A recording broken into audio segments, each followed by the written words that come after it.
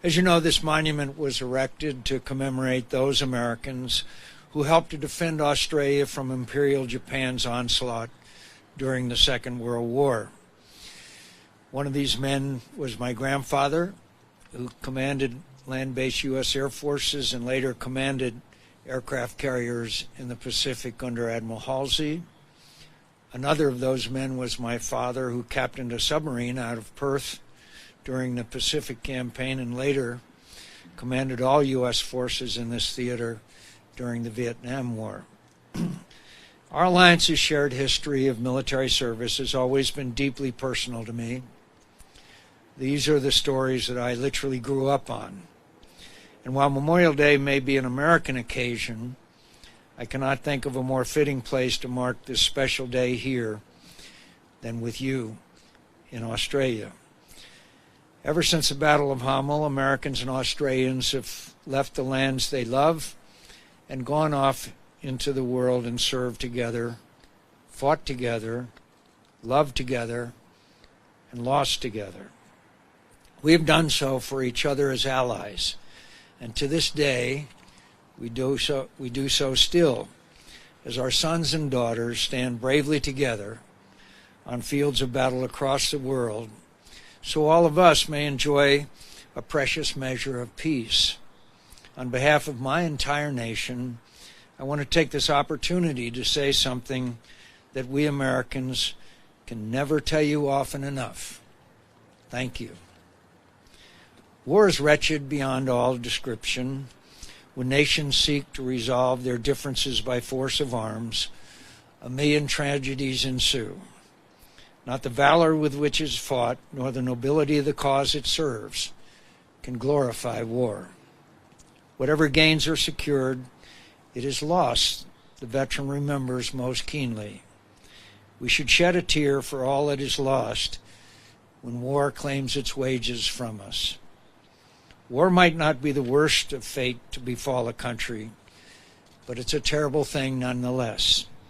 The veterans here today know that, you who endured the heartache and deprivations of war, so that the worst thing would not befall us, so that America might be secure in her freedom. We honor you. Our countries do not depend on the heroism of every citizen, but of all of us should be worthy of the sacrifices that are made on our behalf. We have to love our freedom, not just for the private opportunities it provides, but for the goodness it makes possible. We have to love it as much, even if not as heroically, as the brave Americans and Australians who defend us at the risk and often at the cost of their lives. Today, Americans and Australians are fighting in faraway places most of our citizens will never see. And years from now, on some Memorial Day that many of us won't see, when their fellow countrymen are celebrating the beginning of summer and the comforts of life in a safe and successful country, they will bow their heads to mourn the sacrifices made to secure that future. You know the world we live in is an uncertain one. It still holds dangers for us and for everyone for whom freedom is the habit of their heart. But it is a better world than our fathers inherited and their fathers before them, a world purchased at great and terrible cost by sacrifice on killing grounds that are now green fields and quiet beaches in peaceful corners of the world. We should be proud of what they did, proud and humble.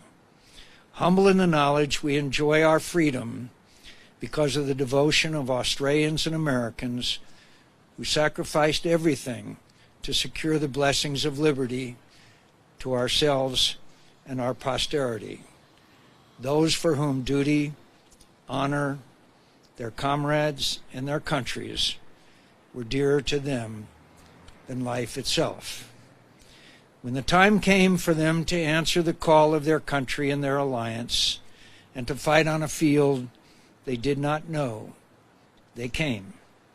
And on small islands, dense jungles, and mountainsides, in the air and on and below the sea, They served well the countries that sent them there. In the fog of hard battles won and lost, they held high a lantern of courage and faith that illuminated the way home with honor. History does not remember all of them as individuals. We don't even know where they all rest, but we must not forget what they did. Their honor is eternal and will live on in both of our countries for so long as they remain worthy of their sacrifice. They were family and friends to some, heroes to all, who lived, fought, and died for the safety and future of a great and good nation. May God bless them and grant them eternal peace. Thank you.